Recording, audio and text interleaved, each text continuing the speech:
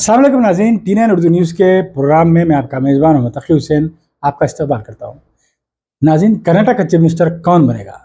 ये वो सवाल है जो पिछले 3 दिन से दिल्ली की गलियों में गश्त कर रहा था और सारी आवाम तजस्सुब से इस बात को देख रही थी कि आखिर कांग्रेस आलाकमान किसके नाम पर मोहर लगाती है।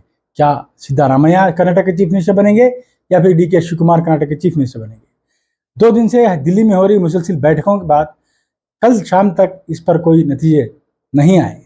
सबको यही लग रहा था कि आज कांग्रेस आलाकमान चीफ मिनिस्टर के नाम पर मोहर लगा देगी और दोपहर के होते होते कांग्रेस आलाकमान ने यह तय कर लिया है कि आखिर कर्नाटक का चीफ मिनिस्टर कौन होगा।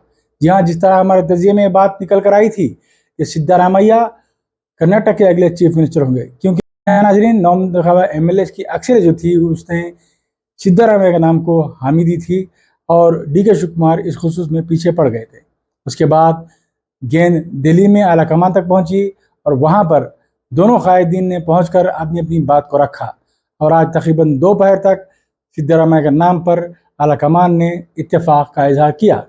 अभी उनके नाम पर मोहर लगनी बाकी है, क्योंकि अभी सिद्धारामैया के नाम को मोहर लगना बाकी है क्योंकि CLP लीडर के तौर पर उनके इंतखाब के बाद ही वो चीफ मिनिस्टर बनेंगे।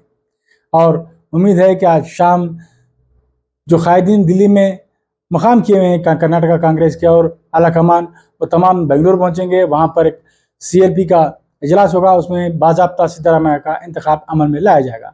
DK शिवकुमार भी अपनी बात रखने के लिए अब राहुल गांधी के घर का रुख किए हुए हैं। पिछले 45 मिनट से वो राहुल गांधी से बात कर रहे हैं। उनके साथ कुछ 30 शराइत भी हैं। वो चाहते हैं कि उन शर्तों पर आलाकमान हामी भरे ताकि रियासत में बेहतर तरीके से हुकूमत को चलाया जा सके।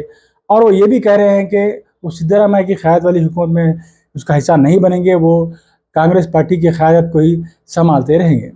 अब ये बात क्या है, खुलकर कब आएगी, अभी इसके लिए वक्त है, लेकिन ये बात तय हो चुकी है कि अब कर्नाटक का चीफ मिनिस्टर सिद्धारामैया होंगे।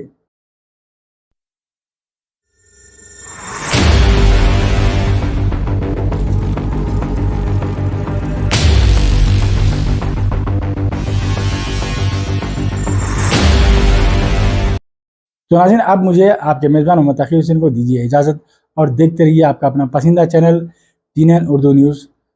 हर खबर से रखिए आपको बाखबर।